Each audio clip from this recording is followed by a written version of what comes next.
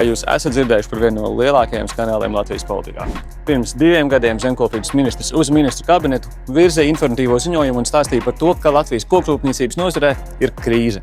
Stāstīja par to, ka tiek atlaisti darbinieki, par to, ka pārstrādes apjomi samazinās un, kas ir būtiski, stāstīja arī par to, ka šo uzņēmumu peļņa būtiski samazinās. Bet mēs zinām, ka tā gluži nebija. Mēs zinām tagad arī to, ka, lai arī peļņa tajā gadā varbūt arī gāja uz leju, tos gadus iepriekš šī peļņa diezgan būtiski gāja uz augšu. Tā bija rekordliela peļņa. Ministru kabinets toreiz lēma par to, ka ir nepieciešams tiešām sniegt atbalstu šiem lielākajiem kokrūpniecības nozares uzņēmumiem Latvijā. Kā tas notika patiesībā?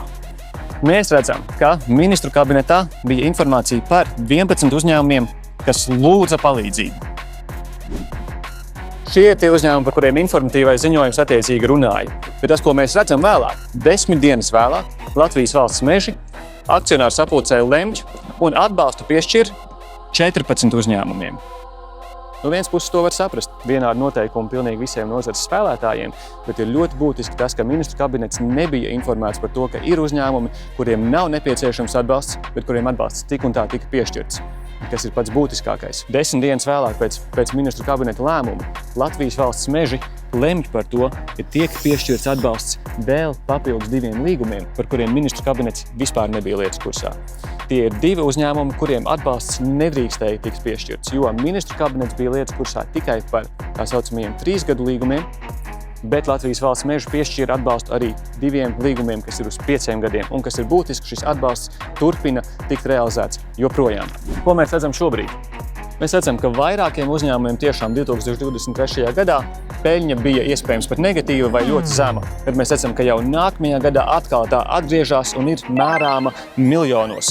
Īpaši uzmanību, protams, ir jāpievērš Pata grupai, kura par šo te faktisko valsts atbalstu iegādājās 3 luksus auto, kas tiem ir nepieciešami acīm redzot savām darba vajadzībām. Bet tas tikai vēlreiz apšauba to, vai tiešām šāda veida valsts atbalsts patiesībā bija nepieciešams. Un kāds ir rezultāts valstī, kāds ir rezultāts sabiedrībai? Galu galā, 2 gadus vēlāk mēs redzam, ka aptuvenie zaudējumi valstī ir 42 miljoni.